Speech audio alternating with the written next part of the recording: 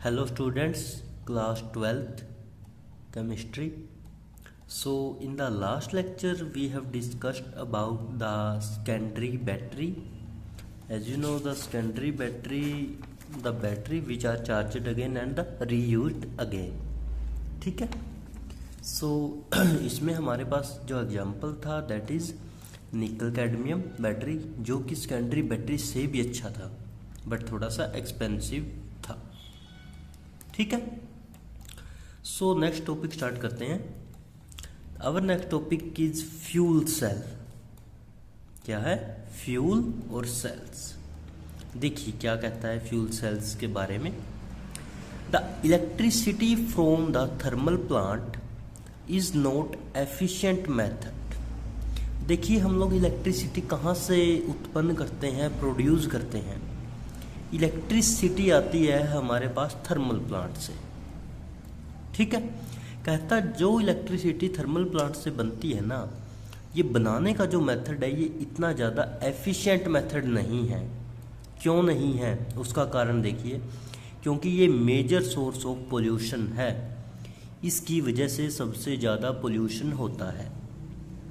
ठीक है. यानी कि थर्मल पावर प्लांट की अब हमें क्या मिल गई, एक टाइप की डिसएडवांटेज या डीमेरिट्स.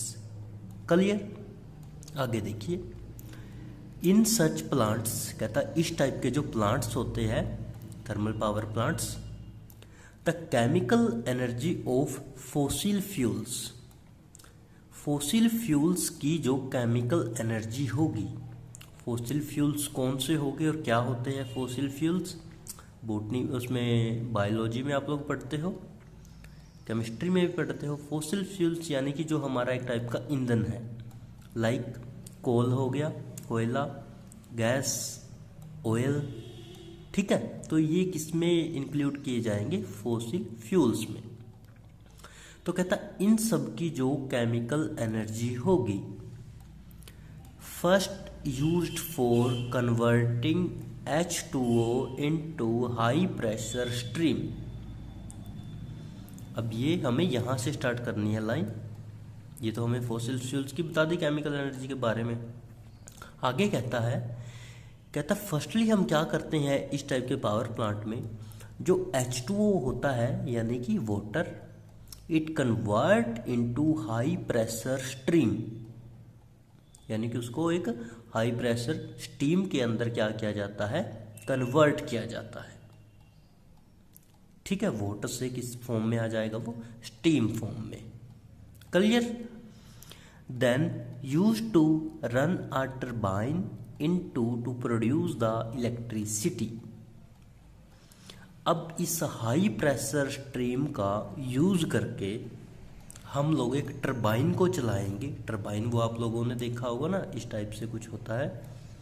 इस पर बहुत बड़े बड़े ये अपने फैन टाइप की लगी हुई होती है, इस पर पंखुड़ियाँ. सो कहता इस हाई प्रेशर की जो स्टीम होगी वो इस टरबाइन को चलाने में क्या आएगी, काम आएगी. और जैसे ही टरबाइन चलेगा टू प्रोड्यूस इलेक्ट्रिसिटी, ये क्या प्रोड्यूस कर देगा यहाँ पे? इलेक्ट्रिसिटी या फिर बिजली. ठीक है. एक बार दोबारा देख लीजिए ये सारा. कहता सबसे पहले कहता है कि जो थर्मल पावर प्लांट होते हैं उनमें से इलेक्ट्रिसिटी बनाई जाती है, लेकिन ये एक इफ़ेक्टिव मेथड नहीं है. दूसरा, ये सबसे बड़ा सोर्स होता है पोल्यूशन का. उसके बाद कहता जो इस टाइप के प्लांट्स होते हैं उनमें केमिकल एनर्जी का यूज़ किया जाता है. और केमिकल एनर्जी किसकी? फॉसिल फ्यूल्स की. और फॉसिल फ्यूल कौन कौन से? कोयला हो गया, गैस हो गई, ऑयल हो गया. ठीक है. उसके बाद कहता सबसे पहले हम कन्वर्ट करेंगे वाटर को एक हाई प्रेशर स्टीम में, यानी कि उसकी भाप बना देंगे एक हिसाब से. उस भाप का, उस स्टीम का यूज़ किया जाएगा टरबाइन को चलाने में, और वो टरबाइन प्रोड्यूस करेगा इलेक्ट्रिसिटी. उसके बाद but galvanic cell directly convert CE into EE. CE means chemical energy, EE means electrical energy.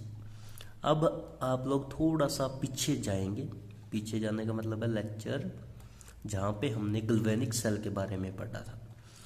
आप लोगों को डेफिनेशन भी अगर ध्यान में है तो galvanic cell is the cell which convert the chemical energy directly into electrical energy.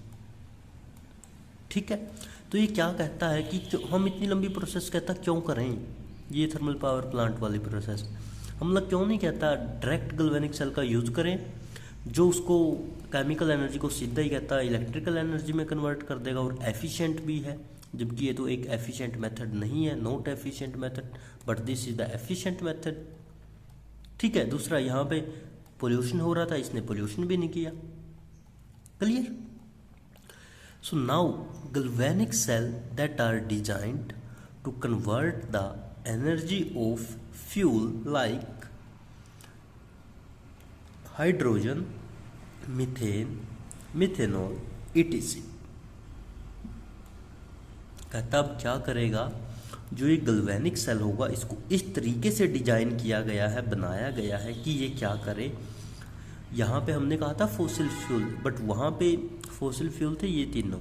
अब वो फॉसिल फ्यूल हमारे पास जब गैल्वेनिक सेल का यूज़ करेंगे तो वो कन्वर्ट हो जाएंगे, या फॉसिल गैल्वेनिक सेल में हम यूज़ करेंगे क्या क्या, एक तो हाइड्रोजन, एक मीथेन और एक मिथेनॉल, 3 केमिकल्स यूज़ करते हैं। डायरेक्ट भी अगर कोई पूछे कि फ्यूल सेल में कौन कौन से 3 केमिकल है जिनका हम गैल्वेनिक सेल के तौर पे यूज़ किया जाता है, so hydrogen, methane and methanol.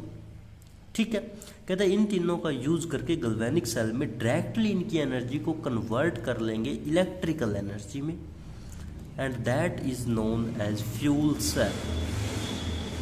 क्योंकि जो हाइड्रोजन है, हाइड्रोजन का हम डायरेक्ट यूज़ करते हैं एज अ फ्यूल, मीथेन का यूज़ करते हैं एज अ फ्यूल, मिथेनॉल को भी आगे प्रोसेसेस लगा के यूज़ किया जाता है।